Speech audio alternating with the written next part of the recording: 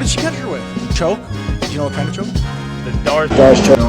Darce choke. Jasmine is here. Don't forget to tap into the Darce podcast.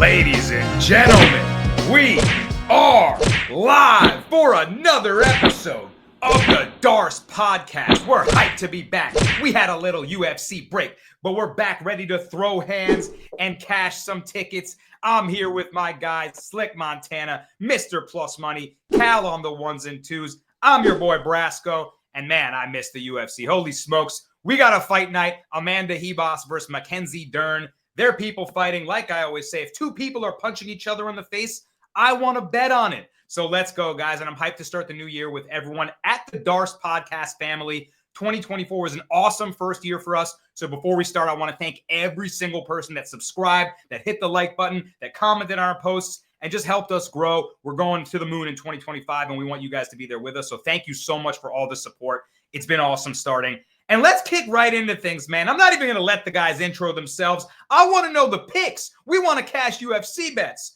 And the first thing we got to do is all aboard the Mr. Plus Parlay Bus. Mr. Plus, Parlay Bus, bet it all in trust. Jabs and hooks, it's all about the rush. Put it down on the underdog, never hush. Odds stack high, feel the thrill, that's a must. And I'll see you when that shit cashes. Celebrate the wins. We got 3 fights to talk about. Break them down for me, my guy. Who's ready to cash in on some motherfucking plus money while some people are punching each other in the face? Just like Brasco said, let's do it. We are so back. Happy 2025. Happy New Year to everybody. First card of the year is going to be a big one. And not that these are the most amazing fights, but I think we found some great spots for you guys to make some fucking money. Here we go. Let's get that Christmas coin back. Leg number 1 of the Mr. Plus bust this week is a guy I like from the Contender Series, Marco Tulio. And really, he's just going up against the human punching bag, Ihor Pretoria. We got Brasco for the name stuff. Ihor likes to block shots with his face. He leaves his hands down. Marco Tulio's got some good stand-up, man. This guy is going to be a solid prospect, and his line is a crazy minus 400, but I think it's for good reason. I think he's going to be stronger inside the octagon too. So that being said, take him down, hold him down, ground and pound. Marco Tulio inside the distance. It just happens to Ihor way too much, man. This guy's like a gatekeeper just to make sure the guys from Contender Series are legit. Let's jump right into leg number 2, and it's another easy fade for me. I'm fading Punahele Soriano, bro. Yes, he got that win. I thought it was a fraudulent win against the washed Baez, but I'm going with Uros Medic, man. This guy looked great his last time out. I know the boys will be behind me on this one. He put Tim Dirty Bird Means down. Not easy to do. Don't get me wrong. It's not like you can't beat Tim Means, but to actually finish him, that guy's tough, man. So I'm taking Uros Medic for leg number 2 of the bus. And to finish up the bus, one of my favorite fighters is on this card. I cash in on him all the time. Give me Roman Kopylov. I heard all this hoopla about spies and Russian spies from Chris Curtis. Yes, he straightened it out rather and agreed that he would realize there's things that happen in life called coincidence. And not every Russian guy that comes to the gym is watching you and then going to report back to Roman Kopylov. I didn't know this guy was so high up the Russian mafia chain. Oh man, this dude was a lieutenant in the Russian mob. Roman Kopylov for leg number 3. This to me is going to be my favorite and best and easiest leg because I'm just not a big Chris Curtis believer. Don't get me wrong, great counter striker with the Philly shell, kind of knows when to throw, when not to throw, but he's the guy who just goes out there and goes through the motions. I'm taking the more violent guy. Danny, you asked us who would be violent. I think Kopylov's going to be violent. And one thing about Chris Curtis, before he stopped shooting takedowns, because, you know, he realized he's got his nice stand-up and nice counter-striking in that Philly shell game. You know, he trains with Sean Strickland. Guess what? Wrong guy right here to be striking back and forth with. Roman Kopylov works in the kicks. He also works in body shots, just like Chris Curtis, but going to be my favorite leg of the bus. Once the first 2 cash, I know I'm taking us home. I'll see you guys when that shit cashes. Banger, three-legger plus 157 as we stand today, filming this on a Sunday night, so odds subject to change, of course. But my guy, Mr. Plus, going with Marco Tulio, Uros Medic, and Roman Kopylov. Slick, tough not to like the legs. I'm digging what he's putting down. Let's start with Marco Tulio, a guy that I don't know too much about, but I did see perform on Contender Series, and he talked about Iho Porteria. We've seen Porteria slightly improve. He's got some unorthodox striking, but as Mr. Plus mentioned, his striking defense is just not there. He gets cracked in every fight. So unless he can put damage on early and kind of bring the pressure, I think the tide's going to turn on him the opposite direction. What do you think about Marco Tulio? Yeah, this is just a great spot for him, man. Probably the best fight you could get coming off the Contender Series. A guy that I believe he's been knocked out. No, he beat a guy. I forgot the guy's name, but he beat him by decision. But this guy is just known to be getting knocked out. Like Porteria is basically on that level that if he's fighting somebody, we just have to automatically fade him, no matter what the odds, and probably fade him by KO. So yeah, I'm definitely liking Marcos Tulio. KO liability is Iho Porteria. The next one is a fighter that I really like. I'm so glad that Mr. Plus brought Uros Medic up, the doctor. Woo! He's got a nasty striking game. He's sharp with it, man. And he's got a decent matchup here against Punahele Soriano, a guy that has had some mixed results in the UFC. But when he moved over to Extreme Couture, a gym that I'm really high on, I expected him to really improve his game. I haven't quite seen that big leap, right? So I agree with Plus. I really like Medic. We're going to talk about him a little more in the pod. What do you think about him, Slick? Yeah, I mean, definitely I have to side with Medic in this spot. Like, the one concern about Medic was him moving up in weight against Semmelsberger, and a lot of people was wondering if he was still going to have that power moving up in weight. And he's shown time and time again in his last couple fights that he still has that power. And the one thing that I really like about him in this spot is that if he makes Punahele Soriano work, and another thing is that, like, we just don't know what Soriano we're gonna get in this fight. Like before that, his last fight against Baeza, where he came out like a whole Khabib like wrestling, grappling type of Soriano, shooting takedown, something crazy, and then before that, he was just an all-out brawler, like just one of those guys that eat one to give one. And I just don't know what we're gonna get from him. Like, if Medic starts making him concerned about his, like, if he doesn't get his grappling and wrestling going, then it's just gonna be all Medic, man. This is a great spot, and Medic's shown that he has the power in the second and third round, and that's where I think he's gonna thrive in this fight. The second and third round, he's probably gonna be making Soriano work. Like, even against Uribai, when he fought against Uribai, had to get 7 takedowns before that finish, So at the end of the day, I think this is a great spot for Medic, man. And if he starts implementing his striking early and starts wearing on Soriano early, I won't be surprised if he gets him out of there in the first round. So I think this is a good spot for Medic. He's starting to really get implemented into this weight class. He's starting to get filled out. I think this is a good spot for Medic, man. A lot of people might be on Soriano because he does have that wrestling upside, but I just don't think he has the cardio to keep that up against a guy like Medic that's going to make you work. So, yeah, I like Medic, and probably by KO rounds 2 or 3. Yes, sir. I love it. We'll talk more about that later, but I love the stylistic breakdown. We're all in agreement there. And then the last leg for Mr. Plus's parlay bus is Roman Kopylov. First of all, Plus, I got to hear a little more about this because I wasn't quite familiar with the Spygate. Chris Curtis thinks that someone was sent to his gym to spy on him. That's ridiculous. What was made of all of that? Everywhere they were surrounded by spies. Yeah, that was the rumor, man. Chris Curtis saw a couple younger Russian dudes on the come up, training with them. They came in for 3 weeks, and then after 2 or 3 weeks, they ended up in the same gym. They left the gym, and they end up in the same gym that Kopylov trains in. So Chris Curtis chalked it up to those two guys came in here for 2 or 3 weeks, saw what we were working on, and they're reporting back to mafioso boss Kopylov. Hey, man, it's happened in the fight game. It's a common occurrence, actually, but I don't know if I think Kopylov did that. Obviously, I'm just learning about it now, so I have to dig in myself. Hey, man, we've seen it done in camps before, right? He calls them the what does he call him, Slick? The jacked Chase Hooper or Russian Chase Hooper. He literally calls him that. And yo, watch out for Chase Hooper, man. He's getting big. You don't want to put that dude's name in your mouth too much. You know what I'm saying? Right, that's not like a lesser version then. All of a sudden, Chase Hooper's dangerous. And yeah, they got the funny little white boy curly froze, right? But nonetheless, them boys are dangerous. Now on the street, you see a little guy with the curly fro, he probably a trained professional fighter. Roman Kopylov's striking game is nasty, Slick. I really like how he's developed. I was surprised to see him this wide as a favorite, though. What do you think about the line? You think Kopylov gets it done easy? I honestly was surprised that the line wasn't wider. I thought this line was probably going to be like minus 300 plus. Like, I just think that Kopylov has all the tools to dictate the pace in this fight.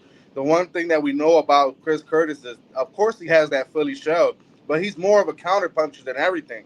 And the one thing that works against huge counterpunchers is the kicks, because they have to worry about the kicks before letting go of their punches. And that's what Brendan Allen was having huge success on when he fought Chris Curtis. He was having huge success to the body kick. He was having huge success with the head kick. And that's what Kopylov is going to bring. And Kopylov, I think he's more faster with the kicks than Brendan Allen. He's more diverse with the kicks. And the one thing that we know about him is that he has all types of kicks in his arsenal.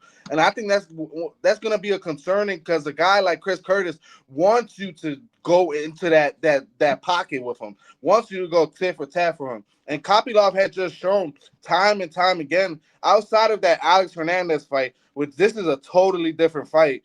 Like, Alex Hernandez is a wrestler, grappler. Chris Curtis is nowhere near that. Like, once he came to UFC, he was a huge brawler. You know, he's one of those guys that wants to eat one to give one. He has good counter punching. He has good defense. But he's one of those guys that waits for the moment. And I just don't think he's going to get that moment against Kopylov. Kopylov's going to put 20-plus strikes probably to his 5 in the first round, probably even more in the second round. So I just think Kopylov is going to win this fight. Honestly, I think this could be a boring-ass fight. Kopylov just playing it with his fight IQ, keeping to the outside with the kicks. And Chris Curtis, he's just starting to get to that Kevin Holland level that I just don't know if he's gonna come out there and KO Kopylov, or he's just gonna sit there and cry to the ref that's worried about not worried about winning the fight. So I think this is a good spot for Kopylov, man, and I think he gets this fight probably by decision. Interesting. I like the breakdown there, and we're all in agreement. So we love the Mr. Plus Parlay bus. That Southpaw versus Orthodox too, Slick. You're talking about the kicks are available. You talked about how Brendan Allen found success. That's how you counter the Southpaw fighter, especially as a kickboxer, heavier with the kicks. That body kick should be open. So could be a big factor for Roman Kopylov. We love the Mr. Plus Parlay bus coming back from the UFC fight night here. And next up, it's time for the Slick Report. Philly in the game, and you know we on time. Slick reports coming, ain't never gonna stop. MMA cappers with the knowledge and the flow. From the East Coast where the fighters all grow. Getting that paper like a Philly bankroll. Rocking every fight, keep the audience on hold. We got a co-main event here to talk about, Slick. Break this one down for me. Who do you like in a pick'em? Yeah, we ended the year, man, 7 out of the last 8 with the Slick Report. We're starting to roll that over into this year. And we're going to go with a guy that I already know is going to work for our money. He's going to fight for our money. He's going to die in there if he has to. We're going to go with Santiago Ponzinibbio in this spot. I just think this is a real buy low spot in the sense that Carlston Harris, he did get knocked out to the shadow realm in his last fight. But, you know, he did get that anaconda choke against Jeremiah Wells. I just don't think he has that great of wrestling, and to the sense that he's going to get Santiago Ponzinibbio down and choke him out. I think he's more of the opportunistic guy. I don't think he has that much volume in the sense that Santiago's going to be in his face the whole fight. And let's be honest, these guys' resumes to who they have lost to and who they have won are 0 to none. Like, we're talking about Carlston Harris, maybe best win is Impa Kasanganay at 185. Impa Kasanganay is fighting at 205 right now in PFL. Like, that just goes to show you, like, his other best win is Carlston Harris. Like, he was losing that Jeremiah Wells fight 2-0 before he got that Hail Mary anaconda choke. I just think Santiago Ponzinibbio is going to put out the volume. He's going to land the better strikes. I honestly think he has the way better striking advantage in this spot. Carlston Harris, he shoots like this guy. he just looks for that clobber left or right hand that he pulls it down from his hip. I think Ponzinibbio done seen that already. I think he's going to be able to have opportunities to land his strikes. And if this fight ends up being like my old saying, if this fight ends up being 1-1 going into the third, I truly trust Santiago Ponzinibbio in this spot. He's going to split decisions with guys like Jeff Neal. He's going to decisions with Michel Pereira. His last fight, he was a minus 4,000 favorite going into that, ending the fight with Muslim Salikov, and somehow, some way, they give it to Salikov. I just think this is a great buy low spot for him. Minus 115. I got to take Santiago Ponzinibbio in this spot. I'm actually going to put probably 3 units on him. So I'm high on Santiago Ponzinibbio in this spot. And I won't be surprised if Santiago wins this fight and he puts his glove down, gets one last win, because he's been talking about it. He said that the UFC offering him a deal. So, he's getting a couple dollars. Santiago is the one veteran, probably getting a couple $100,000 for this fight. So I think this is a good spot for Santiago Ponzinibbio to either decide, like Cub Swanson when he fought Billy Q.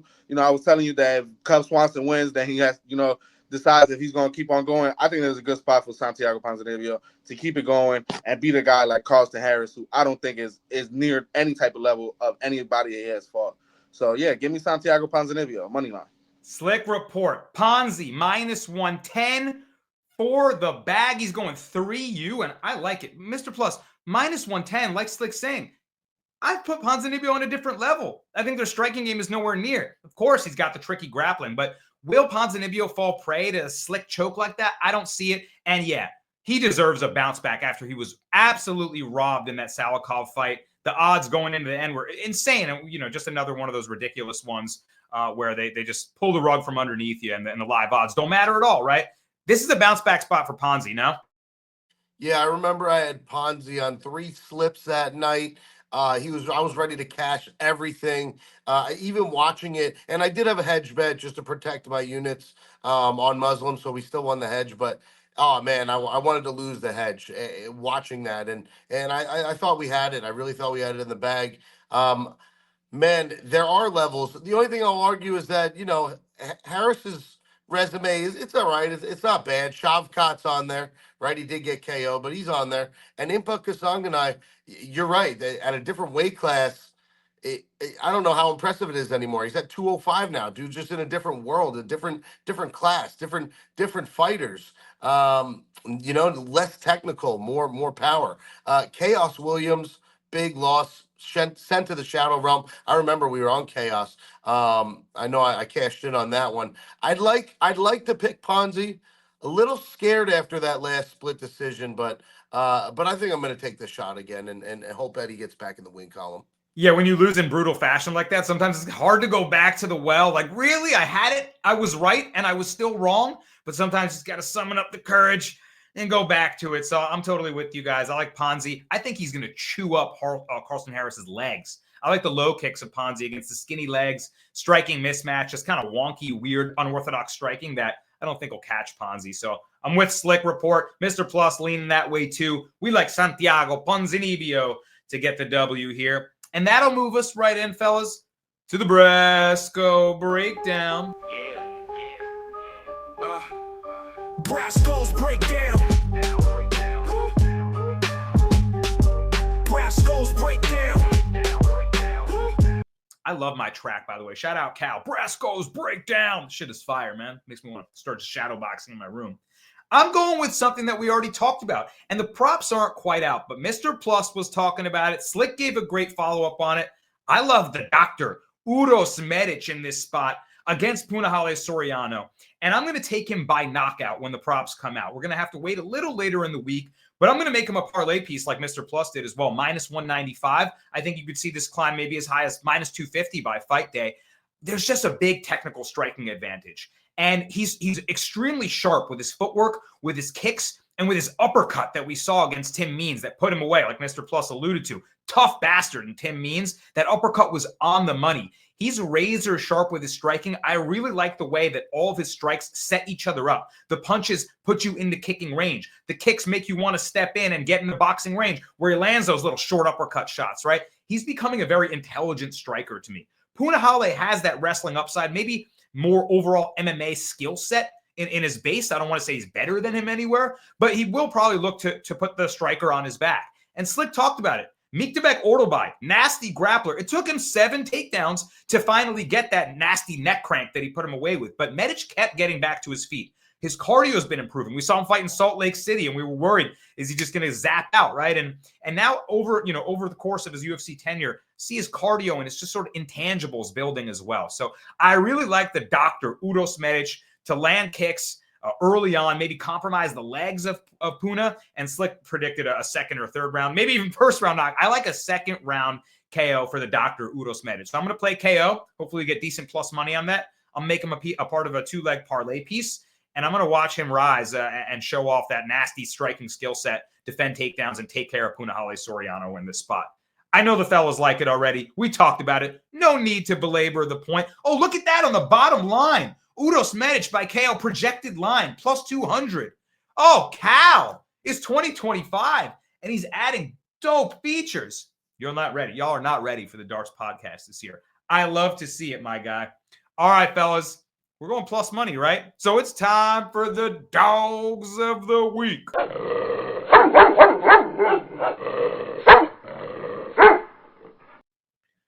And we got an interesting one to talk about right away. Talk about violence, power. Mr. Plus, you have a guy that embodies both of those things. Plus 240 on this guy? Who are you taking? Yo, listen, before I get into this, why I'm taking him, before I'm taking him, I am fading again one of these fighters, and I'm gonna have to fade Cesar Almeida. I am not a believer. I don't care about the kickboxing against Alex Pereira years ago. He could never do that again in his wildest dreams. Let's be real. Put him up against Potan. Watch what happens in MMA. This is no question. Give me Abdul Razak Al Hassan. I just think the power's going to be there. Plus 240? Are you kidding me? If he lands the right shot with one of those punches, it is a wrap. I get it. Cesar Almeida, kickboxer. Okay, well, we saw him against my boy that I just talked about, Roman Kopylov. And yeah, I guess they called it a split decision, but he got his ass fucking kicked by Roman Kopylov. Just got worked. Kopylov gassed a little bit, and that's probably why you can see a little bit of the split decision. I get it. But no, and this guy's just trying to be super active. They want Cesar Almeida to be good, but I just don't think so, man. I'm taking Abdul Razak Al Hassan, who got absolutely robbed by an accidental blow to the back of the head. Cody Brundage, no contest. Bro, he was whooping ass. I think we're going to see this guy in one of his best forms. If you're not a Joe Pfeiffer and able to take this guy down, submit him, you're going to just have a world of hurting on the feet. Claudio Ribeiro, what's his best punches? Power punches, stand up. He knocked him the fuck out. I like it again. I'm laying the juice. I might even take him by knockout when I see the props come out. But yeah, this is just me not being a believer in Cesar Almeida. And don't forget, our boy Abdul Razak Al Hassan has that split decision, which is now looking so much sharper against Joaquin Buckley, who's now maybe up for a title shot. We're about to find out. Give me Razak Al Hassan. I don't know if this is going to be a popular pick or not. I know a lot of people might have Cesar Almeida in their parlays. This is your warning. I wouldn't do it. Hey, man, I'm not mad at it because we saw Roman Kopylov, a very talented striker, just say, you know what? I'm putting a wrestling clinic on this guy. He's a good striker. He fought Alex Pereira in kickboxing. I'm putting him on his back. And it worked. Almeida has not developed the grappling defensive skill set yet. So the power of Abdul Razak Al Hassan, of course, one shot lands, a stray shot, he could clip you and put you out. The Claudio Ribeiro knockout, I'm pretty sure that was his head kick, right? That was horrifying. Oh, my God. This guy's a mini tank. But he does have some wrestling, too. His physicality can be translated to the grappling. So there is a world where maybe he just saw what Kopylov did and said, yeah, I'll take some of that, please. Slick, do you think that Abdul Razak Al Hassan is live in this fight? Yeah, I mean, he's definitely live in this spot because I just think Almeida, he's one of those guys that he's not coming out there in the first round and knocking you out. You know, he's getting he's trying to get his rhythm going. And it's been a little like up and down with him. Like, a lot of projected hype around him Of course, anybody that fights Potan in the regional scene now is getting all the hype. But I just think that he's gonna take too much time to get going. And when it comes down to a guy like Abdul Razak Al Hassan, I'm just not, I'm not ready to fade. I mean, I'm not ready to bet against Al Hassan with a guy like Almeida that's not going to get the wrestling going, that's not going to get this fight down to the ground. He's going to keep it up. Al Hassan, at the end of the day, man, we've seen his knockout power. For me, Almeida still, I think he has gotten like one or two knockouts in the UFC. He still hasn't shown me that he's that one punch power type of guy. Like I say, he waits for his rhythm to get going. And if Al Hassan, if he gets him in that first round, and he's not one of those guys that we've seen that he has a good chin. He does have a good chin, but we've seen Kopylov expose that. And if Al Hassan lands one of those clean right hands, or he has a devious uppercut too. So if he lands one of those, I think he's more like the value. I think is all on Al Hassan. I think he gets the job done. I'm gonna bet this fight to end by KO, and then definitely bet Al Hassan by KO. I see a world where he could get the wrestling going and get the decision win, but I honestly think that if he lands a shot, I think he finishes the fight. So Al Hassan definitely. I could even like the way he was handling Cody Brundage, Mr. Plus. Like he was just once Brundage trying to wrestle, he's defending, he's just grounding him out. He's just nasty everywhere. So I kind of like what you got. Go ahead. Yeah, just didn't want to forget that Abdul Razak Al Hassan has a judo background. This dude will hip toss you. So if you're stronger and you can hip toss someone like Cesar Almeida and maybe hold him down a little bit, win a round like that, I just think, like you guys said, Cesar's get up game, his grappling game, there's flaws in it. It's not there yet. That don't forget, Abdul has that power. He could hip toss guys. He loves the judo. So yeah, man. And in that last Caesar win against Ihor had some moments, man. You're gonna go to unanimous decision against Ihor. I just think you might be in trouble against Al Hassan. And I think the line's way off. So like Slick said, I'm all over the value and the plus money. Gotta like it, man. I gotta like it. All right, so nice juicy underdog to kick off the dogs of the week for Mr. Plus, Abdul Razak Al Hassan, plus 240 right now. Slick, who do you have for your dog of the week? We were chatting a little earlier, and I might have to ride your coattails on this one because I'm liking it. Break it down for us. Yeah, we're gonna go with Felipe Bunez in this spot. Right now, in the morning when me and Brasco was talking about it, he was plus 180. Now when we was talking about it earlier, like an hour ago, he's like my plus 145. But I'm still on him as long as he's in the plus money range. I'm just not too high on Jose Johnson. He just hasn't really shown me that he's that one type of guy that deserves to be any type of favorite against anybody, honestly, because he's coming down to this weight class at 125. He made the weight last fight. I believe he came in on a little bit of short notice too in that fight, and he made the weight. Now he's making, I thought he was going to stay at 135. Now he's coming back down to 125.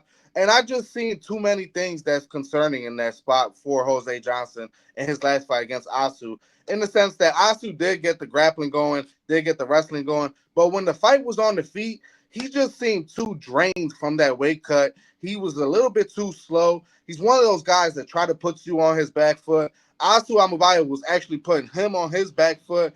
That's how he was able to get the takedowns going. And Felipe Bunez, for what we know from him, he had his debut against Joshua Van. What we could say is that he had great moments in that first round.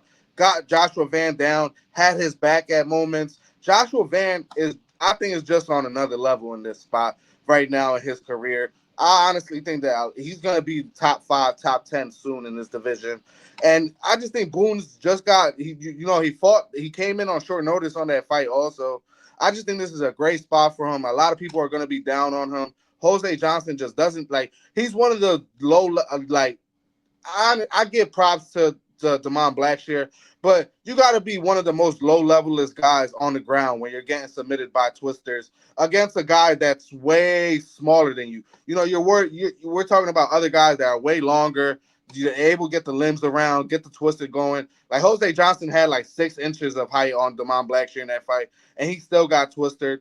I just think that his grappling, if Boone's get the grappling going, doesn't gas out, Joshua Van was implementing damage on him.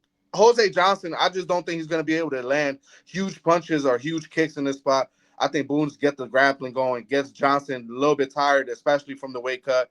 And then Boone's, he's more of a counter puncher. So if Johnson starts getting a little desperate, I think Boone's can land some good counter punches as well and also get the grappling going after it. So I think this is a good plus money spot. I just don't think Jose Johnson has shown anything in the UFC as of late to prove that he's a minus 190 favorite. So I got to go Boone's in this spot.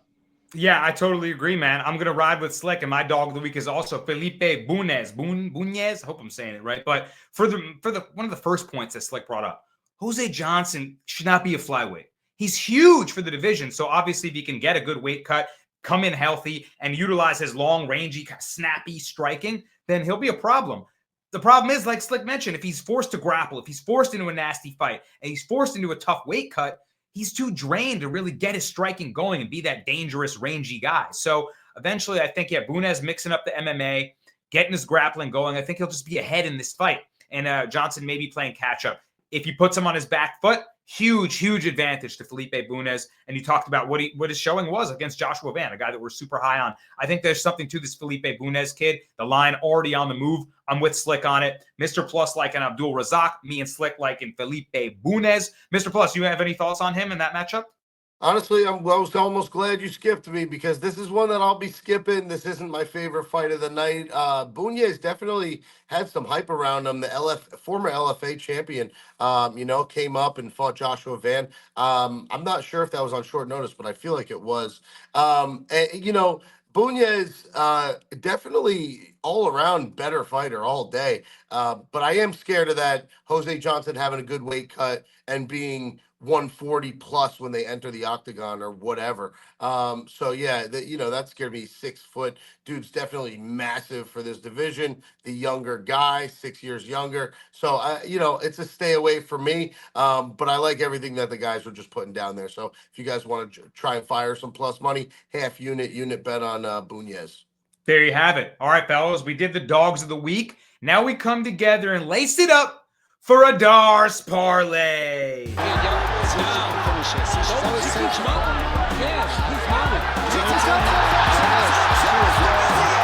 Let's go, fellas. And let's start the year off with a nice hitter. This one's plus 182 right now. Mr. Plus Money. What is our first leg? Easy going right back to the well and my favorite pick of the whole card. Give me the Russian mob boss, Roman Kopylov. He was in the mob? We broke him down plenty. Spygate and all. Great striking. Roman Kopylov getting it done. Slick, who is your leg? Fight we haven't talked about yet. Yeah, I mean, I know a lot of people are going to be on the opposite side of us in this spot. I'm going with Austin Bashi over Christian Rodriguez in this spot. I just think that I understand a lot of people are going to be on Christian Rodriguez. He shut down the hype of Raul Rodriguez. He shut down the hype. Isaac Bulgarian. But one thing I got to tell you is those fights were at 130, I think 125 if I'm not mistaken. So now, I'm lying. I think he's fighting at 145 now, and the fights were at 135. The Bulgarian fight was at bantamweight at 135, but he fought a Rosa at 145, and then he got guillotined. Yeah, so I like now he's not starting to be that weight bully because there was a lot of concerns. Christian Rodriguez missed weight for both of those fights. Raul Rosas Jr., he missed weight by like 4 or 5 pounds. I think he was just able to take advantage of people that had the cardio issues. He was being a weight bully. Now he went up to 145. He was able to land a good strike, a good strike or two on Erosa. But the one concern about him is just his IQ whenever he was stuck in that guillotine. He didn't try to fight the hands. He basically let Erosa get full mount in that spot, and then he tapped him out. And the one concern about Rodriguez is I think he loses to people that are good all around. Me personally, I think Austin Bashi is somebody we have to watch in this division. He's not. We don't have to worry about his cardio issues. He's been to decision 5 times and won all 5 of those decisions. He's one of those guys that I know I could trust in the second and third round against a guy like Christian Rodriguez. He has the grappling upside, which we've seen Christian Rodriguez get grappled fucked by Isaac Bulgarian and Raul Rosas Jr. in the first round. And then, like I said, those guys ended up death gassing, and then he was able to take advantage. he's not going to take advantage of Austin Bashi. I think Austin Bashi has shown he has great body kicks also. I understand that he hasn't really shown this in the UFC, but what I've seen from the Contender Series, what I've seen on the regional scene, this is probably somebody that's one of the most complete fighters we have seen in this division in a long time. So I think this is a good spot for Austin Bashi. Like I said, a lot of people are going to look at that plus money at C-Rod and not look at the stats. I mean, not look at the fighters individually. I think a lot of people are going to just be like, oh my God, Christian Rodriguez won his 2 fights at like good plus money and then automatically just bet on Christian Rodriguez. I think Austin Bashi has the wrestling, has the striking, and he also has a grappling edge in this spot. So I think Austin Bashi has good things to come, man. So give me Austin Bashi money line. That Slick thinks he's special, man. And Mr. Plus, I got to get your take on him because he's a young up-and-coming kid. Christian Rodriguez has been the hype train killer before. This was hard for me because personally, I'm a fan, right? Cameron Simon, and he was the dog. I was like, what? How is that the line? C-Rod smoked him, right? I had C-Rod against Rosas, but I also had C-Rod against Erosa, and that one didn't go so good. So now, should I be jumping off the hype train killer train, so to speak, and on to the special guy and Bashi? What do you think of him? How do you rate him, Plus? I've lost money on and against C-Rod every time. I was on Raul Rosas, I got smoked. I was on Cameron Simon, I got smoked. I was on Dolgarian, got smoked. And then the last fight, I took C-Rod, and Julian Rosa stubs him. I mean, I can't get this guy right. I can't get right with this guy. So I'll be fading Slick with my eyes closed on Bashi. There you go. Going back. And you know what? We said this as a team. Sometimes we put in a chat, hey, what's your Darce leg? What's it? Oh, I don't love that. Oh, I'm not sure. Whatever the Darce leg is, that's it. That's the parlay. Mr. Plus likes this, Slick likes this, Brasco. That's it. We're betting it. No questions asked. Austin Bashi. Let's go. And my leg is going to be the doctor. Uros Medic, a guy that we all like very much to beat. Punahele Soriano. Put them together. Plus 182 right now. Ooh, on the bottom, C-Rod was plus 175, now a plus 210. Breaking news from my guy Cal on the 1s and 2s on the bottom. That's really fun stuff. So, yeah, the line's on the move there. It looks like money coming in on the other side. So, Slick could be onto it. Hey, get it early. Filming on Sunday. All right, guys. A new segment emerges on the Darce podcast, and this one is called the Banger of the Night.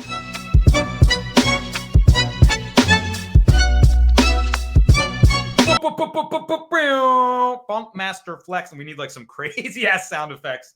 This one is the fight that we believe could be the most violent, could offer the most nasty work, damage landed, and funny enough, we like the females getting after it in the main event of the evening. That's right, the banger of the night could very well be Amanda Ribas versus Mackenzie Dern, because these two female fighters get nasty, man. Oh, here we go. Pump it up, Plus. Pump it up. Hit me with the E-Bombs World soundboard. Let's go.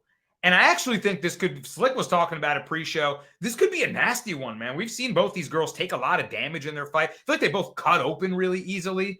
But we should see a lot of scramble exchanges that could lead to short shots, ground and pound, little elbows, chippy play, right? I think this could be a inside the distance potentially fight. Slick, what are you thinking about the main event? Yeah, we talked about it, and I said it, man. This could be definitely one of those bangers because these girls don't know how to defend their face. We have no defensive capabilities here. These girls get punched in their face like there's no tomorrow. I could take Malachi to this fight right now. He'll probably end up punching them as well. Probably. And Amanda Ribas, she doesn't get cut. She just get huge hematomas across her face. Mackenzie Dern, she bleeds like there's no tomorrow. This could be one of the most nastiest fights in the beginning of 2025 because these girls just have no regards for their defense. Both great Brazilian Jiu-Jitsu black belts. So I honestly think the grappling might get a little what's the word I'm looking for? Like negate, like cancel each other out, kind of. Each other out. So honestly, if this fight is on the feet, we could see each girl probably landing 40 to 50 strikes each round. Both girls honestly have good cardio in the sense that they have fought 5-round fights before, both of them. So at the end of the day, this is definitely a good spot for both these girls to just, I would just say, beat the shit out of each other. So like one of them cracks. Like we've seen these girls get Like we seen Amanda Lemos almost beat Mackenzie Dern to a bloody pulp. We seen Amanda Ribas have hematomas the size of my forehead across her whole face. I just don't know what these girls are gonna do unless Mackenzie Dern or Amanda Ribas like gets a heel hook in the first round or something. These girls are gonna get after it. So at the end of the day, it might be a low key banger of the night for the main event for the first fight night of the year. And Slick was talking maybe take a little inside the distance play, maybe under, what is it? Is it 3-rounder, 3-rounder or 5 rounders? 5 rounders. So, man, this one might not make the final bout. Mr. Plus, every time Slick said hematoma, I was thinking of Joanna Jacek, just like straight Klingon head against Wei Li. Oh my God! But you remember that? That was one of the best fights I've ever watched. But now that Slick broke down the violence side, can you pick a side for us, Mr. Plus? Who are you taking in the main event? This is a tough one. I feel like the value does sit on the plus money side of this one, but I'm not sold on Dern just yet. I'll have to watch a couple more fights. I think that Ribas is dropping back to 115 for this fight. Yeah, this is a weird one. It could go either way. I like that it's going to be violent. Every time Slick was talking about blood and hematomas, I was going yes over here. But honestly, if gun to the head, I got to take the plus money and go with Mackenzie Dern. Oh man, it's tough, man, because I was leaning Ribas, but here's how I feel. Like Dern, obviously grappling ace, right? And Ribas can grapple her ass off too. They both just sort of have this like wonky striking. Once the past a round, once some fatigue sets in and the technique starts to fade a little bit, the footwork is just kind of all over the place, right? And just boom, boom. I could see them just like falling into a lot of weird scrambly exchanges, and I couldn't tell you, like, if Dern lands on top and Ribas falls down, that could be the round, right? Dern's tough to buck off. So I don't know if she like subs her up real quick, but I could see, Ribas falling on a weird exchange and then Dern taking advantage of that. I could see Dern just doing this wonky head move. Every say her Jason Perillo or his striking coach, her striking's improving. They always like to tout that on the broad. Jason Perillo, her striking has not gotten that much better. She remains very hittable. So I think she's going to get cracked some more. I lean towards no distance with Slick. If you make me pick, I'll take Dern with you, man. She sometimes just finds a way. You know what I mean? I don't trust Ribas, so I'm not betting it, though. There's just some opinions for you in the main event. We're looking for violence more than anything. All right, guys. It's time to talk about the fights we haven't talked about, the honorable mentions. And there's plenty of fights to go around still. Joe Selecki kicking off the card, plus 330 against Nuriel Aliev, plus 330 for Selecki. I mean, he's a grappler. It's kind of jiu-jitsu versus wrestling. Plus, do you have a read in this fight? Do you think Selecki's got a chance, or is he going to get worked on the ground? How many days? This is what? Kind of new, not that new. I mean, I know he was supposed to fight someone else. The Israeli dude, Ashmuz, right? Yanal Ashmuz, who cracked Sam Patterson in the head and busted everyone's parlays. He's out, though, yeah. Yeah, he's out. All right. So we got Joe Selecki versus Nuriel Aliev. Man, they compare Aliev to Khabib a lot. He's got a lot of hype around him. I don't know, man. Joe Selecki's definitely the guy that can grapple too. This is going to be a better fight than the other one was, I think. Better than the Ashmuz fight. Line might be a little tighter. If I got to pick a side, I'm siding with Nuriel Aliev. He's the dude that bit someone or got bit. He was part of the cannibal. I like that. I'm all about that, bro. Was he? I thought that was Andre Lima. And was he the biter? Who bit? I don't know, but I'll take this guy. Give me this weird looking. Where's he from? Tajikistan. There's your handicap. Where are you from? Kazakhstan. Give me Tajikistan. Yeah, give me that guy. His name is a V at the end. I'm taking him. Well, the problem, Slick, is Selecki's slick with the grappling, but he got just wrestled for like 14 minutes in the last fight. He couldn't do anything. He just got stuck. Is that going to happen to him again against the wrestler? Yeah, and guess who had to stay there for 15 minutes live in person? Oh, God. Watching this type of fight and the 12 other fights that went to decision that night. I got to go with Aliev in this spot. He's basically going to do the same thing Grant Dawson did his last fight. Stay on top of Selecki, win the fight. Aliev has said before he wants to win more than anything. He's not really looking for finishes. So best believe, out of all fights, this might be the Henny break. There you go. Cal said it in the private chat in the comments. He says Hennessy break of the night. Cal's all over it today. Yeah, it's got to be. The next fight, Preston Parsons, plus 280 against Jacoby Smith. Anyone watching Contender Series might remember Jacoby Smith came through in a major way. Immediately a huge favorite in this spot against Preston Parsons. I believe Jacoby Smith stepping in on short notice as well. Is that right, Slick? For, I think, Andreas Gustafsson. Guy just fights like a completely nasty, like, neck tattoo style of fighting. You know what I mean? But Smith, huge favorite on short notice. I mean, is he going to deliver against Parsons? Parsons is a pretty tough guy with experience. Yeah, I think he's definitely going to deliver in this spot because just like Amanda Ribas and Mackenzie Dern, he has no concern for his safety. He blocks punches with his face, and that just deters him from a lot of things. Like we've seen Oban Elliott, at the end of the day right now is looking at one of the best fighters in this division. But we've seen once the fight, if the fight is on the feet, Preston Parsons just a one-trick pony in the sense that he doesn't really put out combinations. He just throws the 1-2. I think Smith is going to get a read on that. And we've seen Preston Parsons get out-wrestled before as well. I think if Smith gets the wrestling going as well, he could have opportunities in that sense. So this is just a great opportunity for Smith to get. Honestly, Preston Parsons is no joke. So if you get a good win against Preston Parsons like Oban Elliott did in his last fight, I think there's definitely big things ahead of you. That's what I'm saying. Parsons is solid, Mr. Plus. Like minus 355. You think Smith is worth that tag? I mean, he's definitely solid, but he's wrestle or bust. You know, if he holds you down and he can maintain that, maybe he can get a round or two and win by decision. This guy is definitely a decision guy. He goes to the decision all the time. Preston Parsons. I don't know if he's getting a decision this time because Jacoby Smith's got some power. And I will. You know, we talked about handicapping of it. The handicapping of it for me, Jacoby Smith has made me money on the Contender Series. Preston Parsons lost me money when he got rinsed by Oban Elliott, and I took him. Couldn't hold him down. I'm going Jacoby Smith all day. I need to get some of that coin back. Preston Parsons owes me. There you go. Getting the coin back on the Parsons bets. I'm going to go with you guys and go with Jacoby Smith. Don't have a great read on it, but makes a lot of sense. Next fight.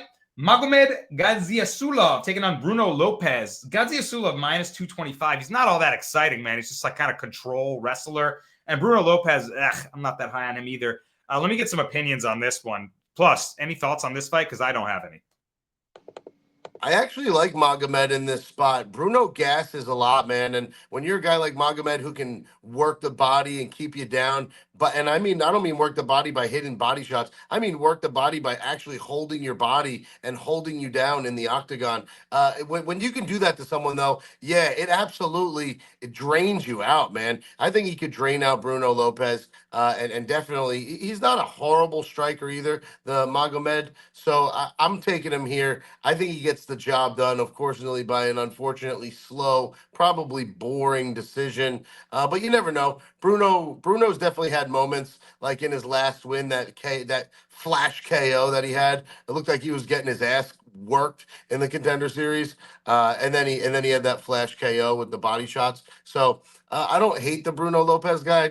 I don't see him getting a victory here. I gotta lean with the Magomed guy, the undefeated, boring. I think that's what we're gonna see. I see it how you see it. I'm the same way. Slick, what do you think about it? Yeah, I'm definitely in the same boat, man. This is definitely like the first three fights on this card is like I might get drunk just watching them. Like this could be Magomed Gaziasulov showed in his last fight that he could take a guy like Claudio Ribeiro who had 100% finish rate, 100% losing rate in getting finished. Like the guy only loses by finish, and Gaziasulov ended up going to decision with him. This would be a boring ass fight. Gaziasulov. I mean, unless he pulls out like an arm triangle or something, and oh my god, like oh my god, he's so good, and then next thing you know, he's oh my god, Khabib, like oh my god, Dagestan. No, like bro, no, I'm tired of watching y'all. Show us some Umars. Show us some guys like that, man. I know y'all so good. My son is on a one-way flight right now to Dagestan, and I told him don't return until he's 24 and with no beard. I'm tired of watching y'all, man. Y'all are so good. Fuck, man.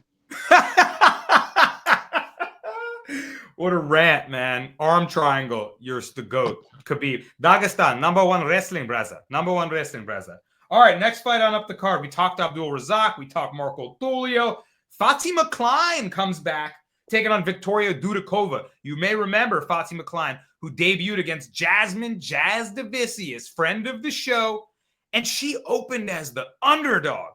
And my guy Cal, who's in Canada, who's close to Niagara top team, said, what are they smoking with that line? And we all ran to the books to bet JJ as a dog. She closed as a substantial favorite, and she had that dog in her and absolutely just worked her, just JJ style. Outgrind you, just make it nasty. And that's tough for anybody to debut against. However, I was pretty impressed with Fatima Klein's skill set. She kind of hurt JJ a couple times, a couple nice little hooks. She's got kind of fairly technical boxing. She has grappling skill. And the books obviously recognize that she's talented. She's minus 800 against Victoria Dudikova. That's a little wild. So I ain't betting it. No props out yet. But Mr. Plus, I mean, minus 800 coming off a loss? Like, what? What is that? Yo, this line is stupid. And yes, we all cashed in big on that JJ dub, man. That was a great win. I remember watching that. I was on vacation with my family, and I was watching it live, and man, JJ was working her. However, I will say Fatima had a couple moments in that fight, and she looked good. That was her debut. So for a debuter against a veteran like JJ, she didn't look horrible. But we all knew it was going to happen, and JJ got it done by points. I remember I bet JJ by points that night, not just the money line. Oof, big tickets cashed that night. It was a good vacation. However, this line is crazy. So although I will be picking for the show the Fatima Klein side and saying I don't think that they're making her minus 900 for nothing. The value here is all over Dudikova, whose only loss that we've ever seen is that split decision to Sam Hughes, where some could say that went the other way. I know I had Dudikova that night. I also had Dudikova in her fight before that against Jinyu Frey, got the dub, and the one before that against Nunez. She's been making me money since she's gotten the UFC. I might have to drop a little bet on her, but like I said, the pick, I mean, I think they're setting Fatima Klein up for a win, but don't sleep, man. Dudikova's got that UFC experience. This line is crazy. If anything, I'm going half unit on the dog. Yeah, I can understand that just on general principle. But Slick, when they come out with props, you're going to make someone minus 900, a female fighter, minus 900. Are we taking a finish inside the distance? That's the only way I'm going to look at this spot. Like, her decision is probably going to be minus 300, minus 400 in a sense. The over 2.5 is probably going to be minus 400 or whatever. So I'm going to just look at any opportunities to get plus money in this spot.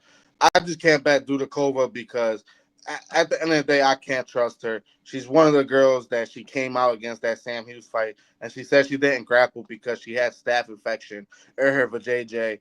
And I can't believe that. I will never bet on her ever again in that spot. So, yeah, Fatima Klein by sub or KO or something. So, yeah. Tough stuff. Tough injury to deal with. Yikes. Producer play on the bottom line, on the ticker. Klein by submission, says Cal. Interessante. I like her to put her away. You're going to make her minus 900? Show me. Prove it to me. What else do we got? Another female fight. Ernesta Karashketa. I'm not quite sure how to pronounce that one yet. I'll do Karakate. It's probably wrong. Against Nicole Cagliari.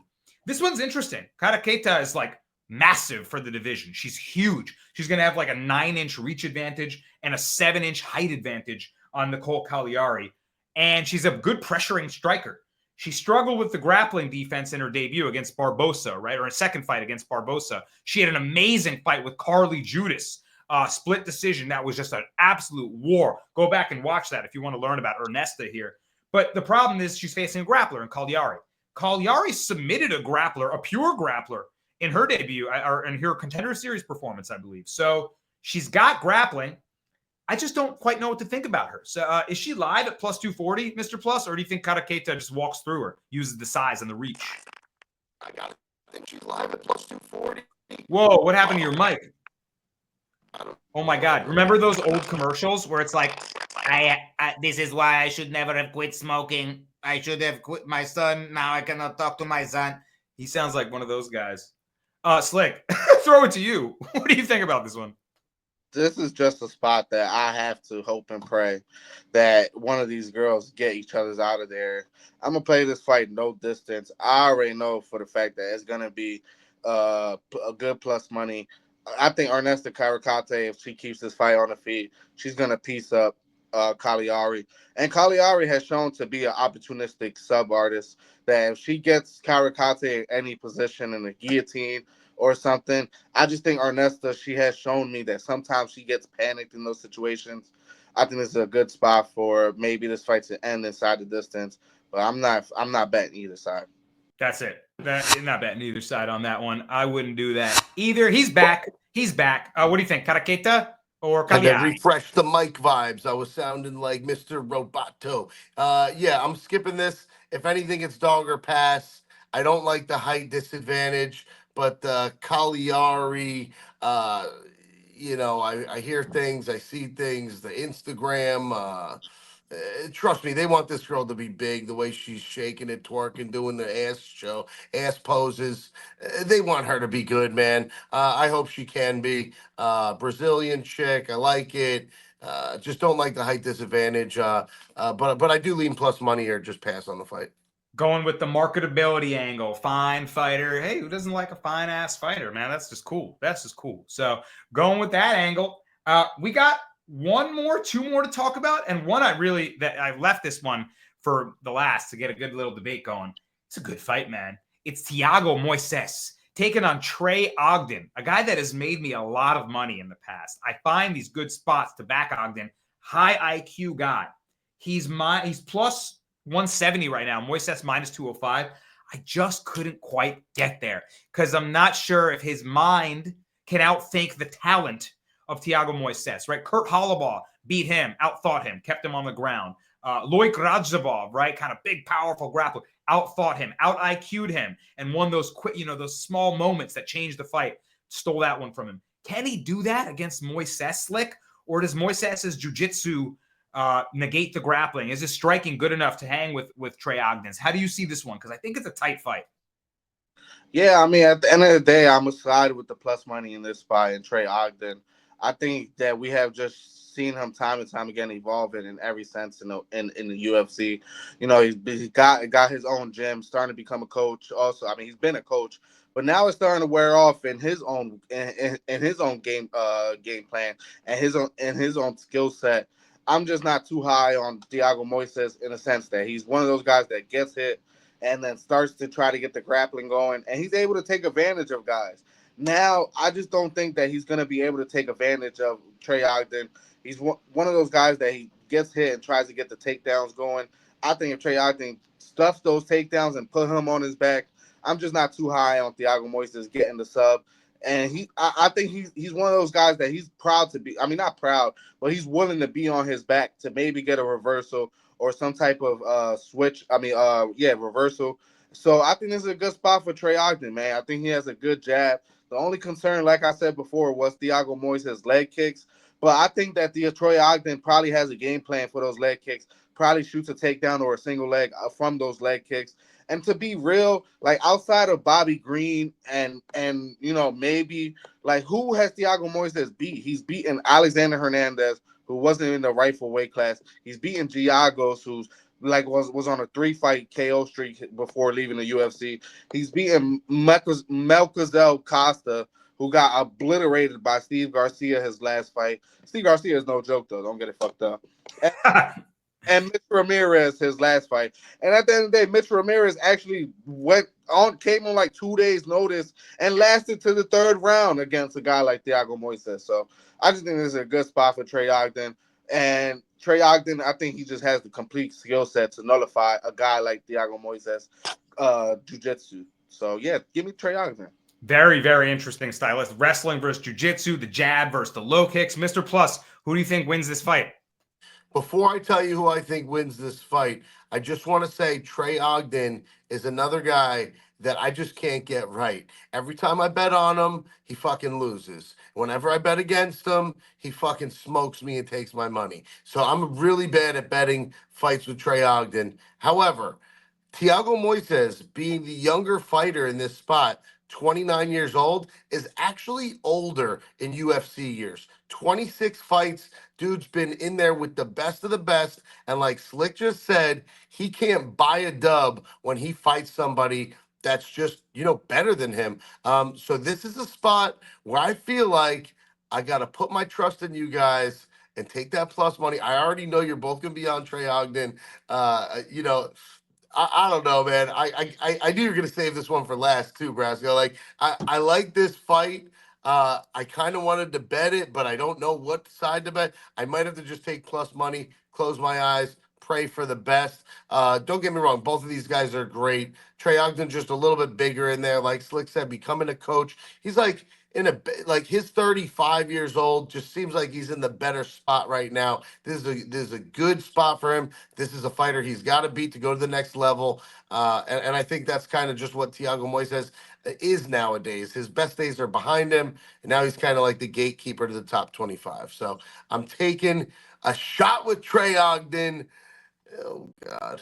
Oh God. Honestly, dude, I lean Moises. And so does Cal. I know.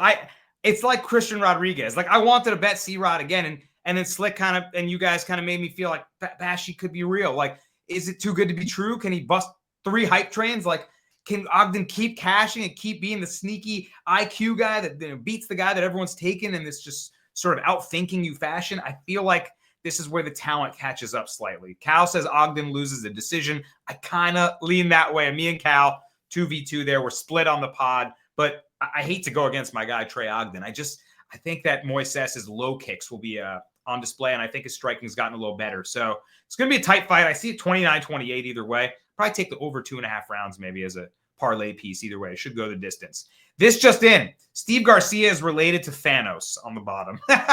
Slick referencing the Steve Garcia win. Yeah, man, I miss him. I want to see him fight soon enough. All right, man, we covered every single fight.